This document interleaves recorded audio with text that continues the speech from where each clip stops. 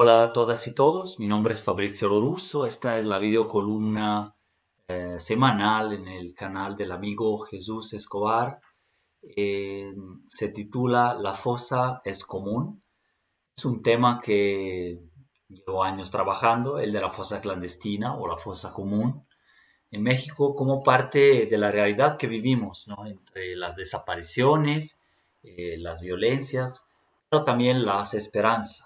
Entonces, en esta entrega intento plasmar algunas inspiraciones, conexiones mentales sobre fosas que constelan el paisaje de nuestro México, dolido, horadado, resistente.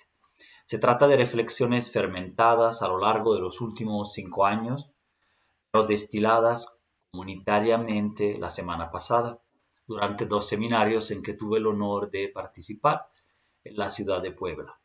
El primero fue en la Universidad Iberoamericana Puebla por invitación del Laboratorio de Arquitectura Forense, un espacio único, prometedor dentro del sistema universitario jesuita, y en colaboración con la disruptiva Maestría en Comunicación y Cambio Social.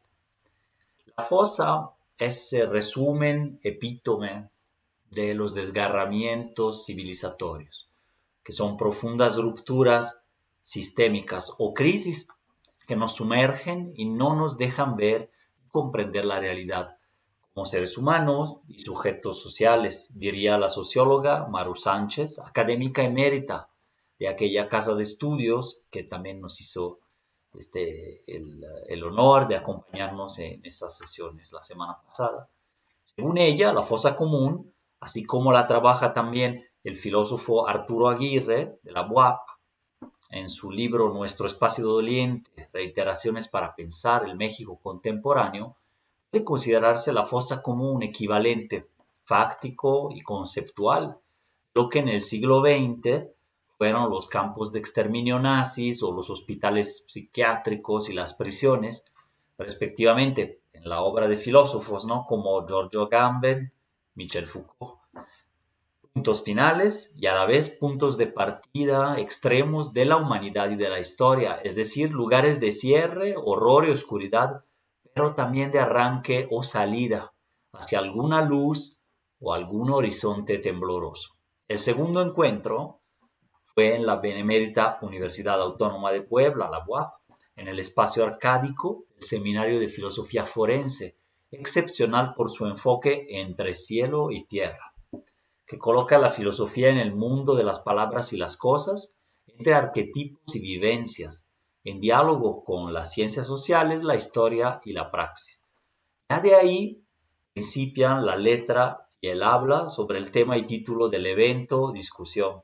También es objeto de esta columna, ¿qué es una fosa clandestina? La pregunta, espacios de desaparición y hallazgo. Más allá de las definiciones técnicas, legales, que describen la fosa clandestina como una cavidad en la tierra, excavada artificialmente, con el fin de ocultar restos humanos, cuerpos o evidencias, en el México actual, esta, junto con la desaparición, representa un quiebre en el sentido de la pertenencia de una comunidad. El hallazgo de una fosa arroja dudas existenciales sobre la viabilidad de la convivencia social y traduce la violencia en miedo, imágenes e imaginarios de muerte y terror.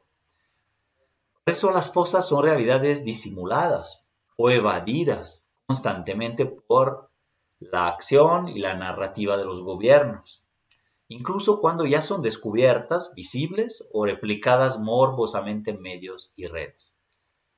También porque la fosa revelada como tal esconde y muestra al mismo tiempo sus propias condiciones de posibilidad, lo que la hizo posible. Crimen reiterado sin castigo, violencia socialmente producida, atrocidad normalizada y colusión institucionalizada. Entonces, el adjetivo clandestino, que se le aplica mucho a la fosa, significa, según el diccionario de la Real Academia, secreto, oculto, sobre todo por temor a la ley o para eludirla, y está compuesto por clam, del latín secreto, y destinus, que es del verbo latín destinare, que significa proponer, nombrar, asignar, enviar. El prefijo de del destinus implica la idea de separación, de origen, pero también de descenso y caída. Podríamos pensarlo entonces como algo o alguien que fue mandado o ha bajado hacia la secrecía y la ocultación. En cambio, el término común, dicho de una cosa, es algo que no siendo privativamente de nadie, pertenece o se extiende a varios. Es compartido y deriva del latín communis, donde el prefijo con o con significa conjuntamente, enteramente, globalmente.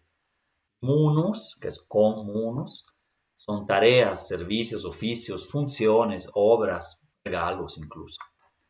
Común es entonces compartido, general, colectivo, realizado, recibido en conjunto, y es contrario de lo que es particular y privativo, que a su vez es algo que causa privación o la significa. Por razones de sobra, Arturo Aguirre, investigador de la UAP, argumenta a favor del adjetivo común para caracterizar a las fosas de nuestro tiempo en la geografía mexicana, ya que el término clandestina en sí resulta ser estigmatizante, aunque en ciencias sociales y en derecho lo usemos mucho. Muchas veces en el discurso, en el imaginario colectivo, la clandestinidad de la inhumación ilegal de la fosa termina aplicándose, extendiéndose a la persona o a lo que queda de ella, que ahí hace y es hallada debajo de la tierra. Se le aplica a su trayectoria de vida y a su familia. Esto acaba criminalizando a quienes brutalmente fueron privados de la vida y desterrados, enterrados en cualquier sitio. Además, como la verdad y la justicia son quiméricas en nuestro contexto, tampoco sabremos jamás qué fue lo que pasó, quiénes fueron los responsables, por qué lo hicieron, cómo transcurrió la víctima sus últimos minutos, cuál fue su historia y quién va a pagar por su desaparición y muerte. Entonces, la definición de lo clandestino parece haberse cristalizado en instrumentos jurídicos, en el lenguaje corriente, alude todavía de una u otra manera a algún presunto, posible, imaginable, pero no demostrable ni probablemente existente, involucramiento como responsabilidad en actividades ilícitas o relacionadas con el mismo delito y la misma crueldad que finalmente padecieron quienes llamamos víctimas. La única certeza es esta. Víctimas sufrieron, padecieron y ahí fueron encontradas. No todo lo demás. Lamentablemente, en la mayoría de los casos no vamos a conocer la justicia y la verdad. Es un círculo vicioso, más bien un cortocircuito conceptual, en donde lo que queda realmente tras galimatías y desviaciones de discursos tóxicos, normalmente gubernamentales, es que no hay verdad ni justicia en estos casos, así que el Estado y la sociedad toda se deslindan y naturalizan lo aberrante, mientras que las culpas y las sospechas recaen siempre sobre familiares, colectivos solidarios, comunidades cercanas, gente del pueblo, gente de esa zona y las propias víctimas, estigmatizándolas, ¿no? Un flashback, el número uno, o sea, un recuerdo, Iguala, Guerrero, el polvorín que nadie olió. Un artículo de Esteban Illades en Nexos del 20 de octubre de 2014, poco después de los 43. En unos días se cumplirá un mes de la desaparición de los 43 estudiantes de la normal de Ayotzinapa. A la fecha se han encontrado 19 fosas en las afueras de Iguala y por lo menos 28 cuerpos. Después de las primeras investigaciones, tanto gobierno estatal como federal han dicho que los restos encontrados no pertenecen a los normalistas, pero tampoco se ha dicho de quién son. Un grupo independiente de peritos argentinos también realiza estudios y se espera que sus resultados estén listos en 2 semanas. Paréntesis. El escolta que les asignó el gobierno, por cierto, está desaparecido desde la semana pasada. Y es cuando surgen los otros desaparecidos de Iguala. Es decir, se descubre que los 28 cuerpos no eran de los normalistas y que había centenares más en las inmediaciones de la ciudad guerrerense, ¿no? La fosa es tierra, pero también aire. Se agota dentro y debajo de ella. Es un agujero negro, pero también un vacío de existencia. una oquedad física y un hueco ontológico, o sea, del ser ético y de sentido. Es como la guerra. En el Mediterráneo la fosa es mar, agua, desierto, como cuando los vuelos de la muerte donde arrojaban al mar a los desaparecidos. La fosa en el norte mexicano también es el desierto. En todos lados es un campo, tierra de disputa, es política, es memoria, es negada o reivindicada. La esconde un perpetrador o muchos que a veces después anónimamente revelan en dónde está. La aparecen, la descubren tras haberla ocultado. La fosa es lucha de narrativas estatales, gobierno, criminales, nacionales, extranjeras, privadas, comunitarias, sociales, familiares, colectivas. En Salvatierra, Guanajuato, durante el mes de octubre de 2020, familias, colectivos, autoridades, solidarios trabajaron 40 días en un predio cercano al centro histórico para recuperar restos de 80 personas en 65 entierros ilegales, fosas comunes. El colectivo local lo ha llamado sitio de exterminio, en donde se les negó vida e identidad a 80 personas. Por cierto, el exterminio también es exterminus, o sea, mandar afuera de los confines, ¿no? Entonces casi un destierro, ¿no? Pero de manera violenta y extrema, ¿no? Hace 3 años, sin ser escuchada, todas estas familias manifestaron su anhelo por transformar ese lugar en un jardín de memoria que restituya dignidad a las víctimas y sensibilice a la sociedad. Es que, en cambio, para quienes ahí cometían crímenes y violaciones seriales impunemente, los perpetradores, digamos, aquel lugar que llamaban el Panteoncito, espacio soberano y reinado de la muerte y la impunidad. Para la Fiscalía Estatal, en cambio, el sitio ni era una fosa clandestina. Pues tardó días en reconocer su naturaleza real y admitirla públicamente.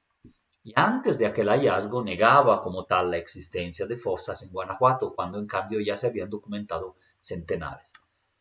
Para la sociedad, ese lugar es duelo o indiferencia también, según.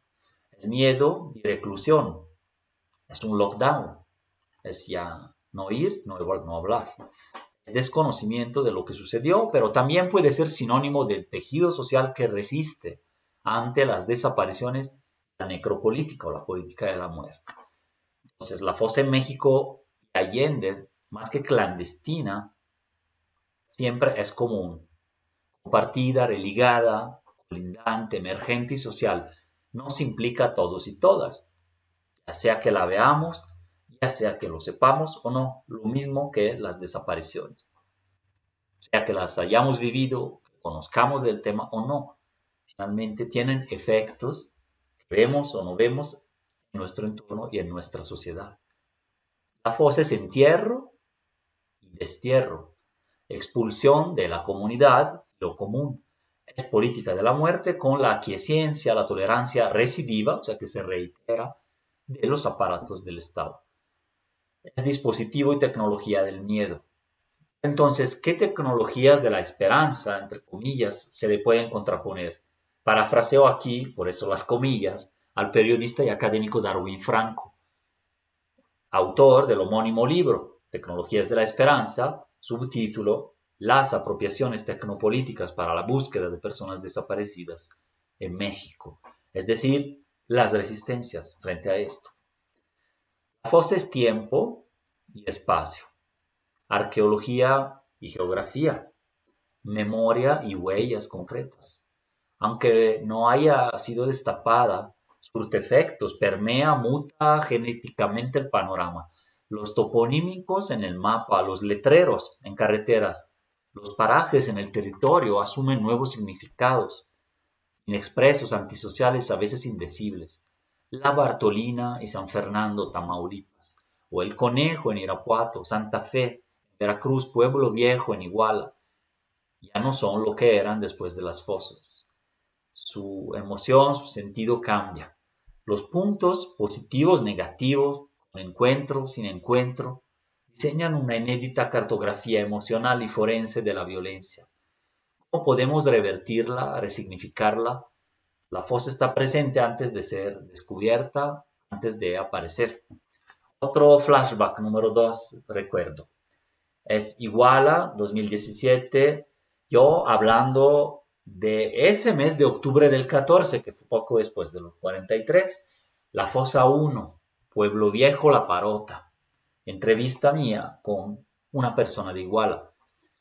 Está hablando de la policía comunitaria UPOEC que fue a buscar a los estudiantes pocos días después de la desaparición.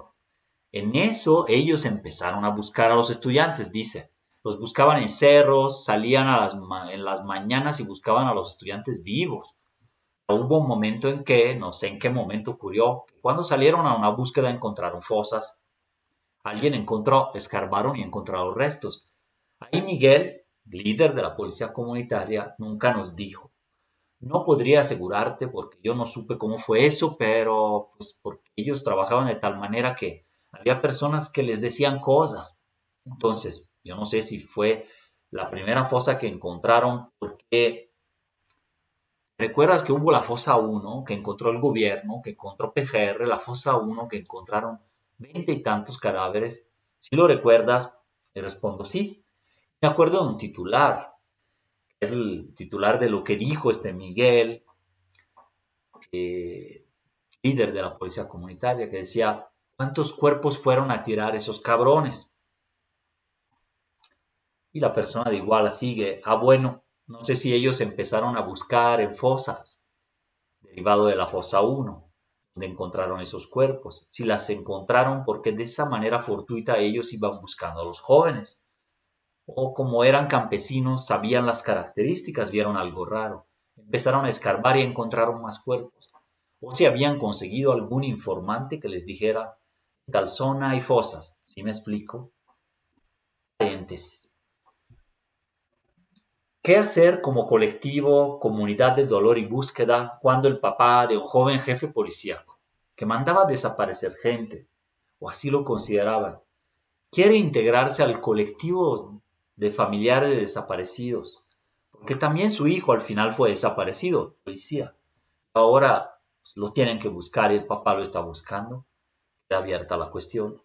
Siempre me ha sorprendido la humanidad, en cierto sentido, ahí, de que en la mayoría de los colectivos todos y todas pueden entrar también, papás, hijos, parientes y familiares, de posibles personas que también han cometido desapariciones, pero que finalmente terminan también siendo víctimas como las y los demás. En el libro Recetario para la Memoria Guanajuato contiene un póster que reza la siguiente frase: este campo nos alimentaba, ahora aquí nos buscan, que a veces la tengo también atrás en un póster, aquí en las videocolumnas, dependiendo, y nos enseña esta frase directa, límpidamente, cómo se resignifica y trastoca el entorno. Un campo de cultivo ya es territorio de búsqueda. Cerros, rancherías, cultivos golpeados por esta violencia persistente y que no sana o no fácilmente. La fosa es impunidad duradera también. Con ella y en ella la impunidad se engendra y se replica, se torna masiva, diacrónica en el tiempo, visual, olfativa, serial, multicapa y sin remoras de ser. La fosa puede ser miedo, terror, horror, parálisis. Al mismo tiempo, para nosotros, los perpetradores, la fosa impune es menos miedo, menos terror, menos horror. Se acercan, por eso, los linderos de la ciudad, sin miedo. Esconden cuerpos en casas del centro urbano, donde incluso se pueden ver y oler. Los disuelven luego para mayor escarmiento y anulación. En el tiempo, las fosas penetran en el corazón de la comunidad, las tocan la convivencia, lo común, imaginado y imaginario. Su resonancia se expande en un murmullo estruendo. Como piedra en el agua, su impacto crea círculos concéntricos. Y sin embargo, nace del silencio extremo, ese ruido. Nace del ocultamiento temporal o definitivo y de la oscuridad cavada en la tierra. La fosa fue monopolio de Estado. Los técnicos, los fiscales, los forenses la controlan con su saber poder y sus narrativas, excluyendo a veces a las familias. En Iguala, Irapuato, en el Fuerte, Sinaloa, en Sonora, en Colinas de Santa Fe, en otras latitudes, las personas buscadoras sobrevivientes, testigos, colectivos practican la desobediencia civil, rompen ese monopolio legal, construyen ciencia forense y agencia ciudadana o ciudadanía peligrosa, como se dice desde la academia, alrededor y dentro de la fosa, literalmente mirando hacia arriba, desde dentro de la cavidad y la profundidad de la fosa, es que las brigadistas, buscadoras, repiten, vivir para buscar, buscar para vivir, o viceversa. Están entre cielo y tierra, entre vida y muerte, al calor de un abrazo y una lágrima, al salir de la frialdad de las capas arqueológicas bajo suelo. Están muertas en vida, dicen, mientras que su ser querido también, no se sabe si está vivo o muerto, más bien, ni vivo ni muerto está.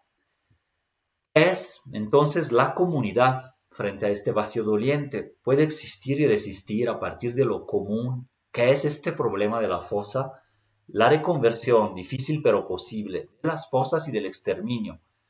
Día tras día se intentan hacer los colectivos y los deudos, las puede transformar en lugares de esperanza, memoria y reconstrucción. Y a partir de un vacío común, ya no es clandestino, ni está escondido. Nos revelan algo que debe de ser bueno sobre el ser humano, la muerte y la vida. Muchísimas gracias y nos vemos, nos hablamos, nos escuchamos en la siguiente.